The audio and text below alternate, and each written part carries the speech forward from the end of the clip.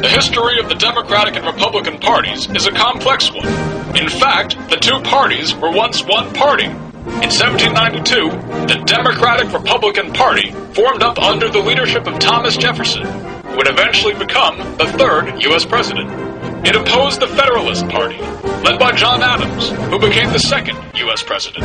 The Democratic Republicans believed in strong states' rights and wanted the central government to have as little power as possible, while the Federalists believed in having a much stronger central government.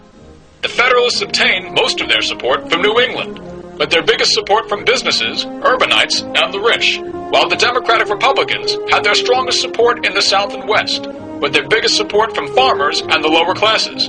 The Federalist Party fizzled out early in the nation's history because it did not support the United States' combat with the British in the War of 1812. The Democratic Republicans, under President James Madison's leadership, supported the war, and public perceptions of the war were very high by its end. The election of 1824 was big because it included four main presidential candidates, all of whom claimed to be Democratic Republicans. The two frontrunners, however, were very different men.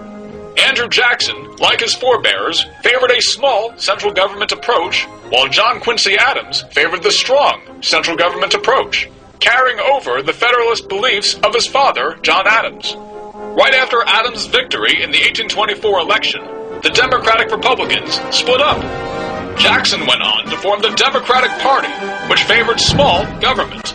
Jackson had a rematch with Adams in 1828 and became America's 7th president after that election. And Adams' supporters coalesced around a few different groups, the most prominent of which was the National Republican Party, which favored a strong central government. The National Republican Party quickly met its end after its poor showing in Jackson's landslide in the presidential election of 1832.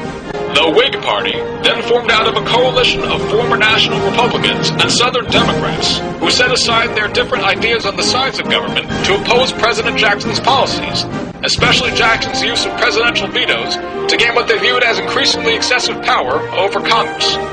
The Whigs, who had support from nearly all the wealthy men in the United States, supported tariffs, or taxes, on imported goods, while the Democrats viewed tariffs as taxes on the poor to help the rich.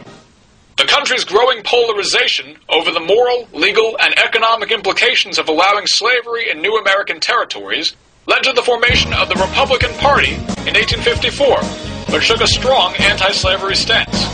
The Whig Party became divided over the issue of slavery and split apart around 1856, with anti-slavery Whigs, mostly from the North, joining the newly formed Republican Party, and pro-slavery Whigs, mostly from the South, joining the Democrats. The northern states voted almost unilaterally for the Republican Party's presidential candidate, Abraham Lincoln, in the election of 1860, while the southern states voted overwhelmingly Democratic.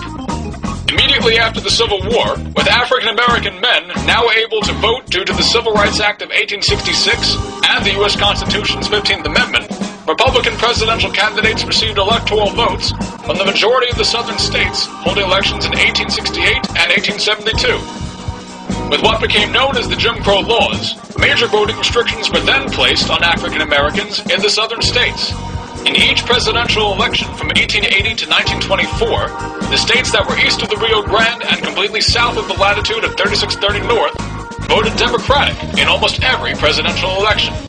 In the late 1800s and early 1900s, the Democratic Party increased its local strength in urban areas of the North by attracting members of the large influx of new immigrants to the United States, the majority of which emigrated from Europe and entered through northern coastal cities, especially New York City. Political machines, such as the Tammany Hall machine in New York, sought to gain voting power by helping immigrants obtain jobs and services. During the turn of the century, the Democrats continued to desire low tariffs, and the Republicans advocated for higher tariffs, winning the majority of the support of business owners. It was also during the late 1800s and early 1900s that a rift developed within the Republican Party, with one side favoring pro-business owner policies and the other favoring increased protections for working-class Americans. The latter group became associated with the progressive movement, advocating social and economic reform to help combat hardships such as poverty. Some progressive Republicans joined the Democratic Party, influencing the party's views on social and economic issues.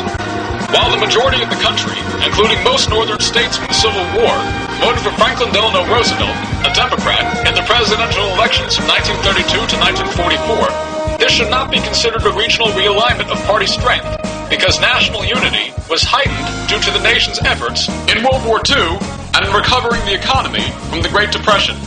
Some historians believe the Democratic Party's growing support of civil rights in the 1940s, 1950s, and 1960s, culminating in the passage of the Civil Rights Act of 1964, with strong bipartisan support in Congress, encouraged some Democrats to switch to the Republican Party. The big shift in party identification that occurred in the latter half of the 20th century largely came about because of the party's changing stances on the role of government in American society. The Republican Party, under presidents such as Dwight Eisenhower, Richard Nixon, and especially Ronald Reagan, came to view the central government as something that should be limited as much as possible, with an emphasis on tax reductions. This push for a limited role of the central government echoed the Democratic Party's belief on the size of government from the 1800s. Ironically, the Democratic Party, as an extension of Franklin Roosevelt's New Deal programs, which increased the central government's role in American life, chose to continue basing many of its policies around this perspective. President Lyndon B. Johnson's Great Society programs and President Barack Obama's push for universal health care are examples of this. Perhaps one of the most interesting perspectives on how the parties have realigned geographically can be seen in the comparison of the presidential election maps of 1896 and 2008.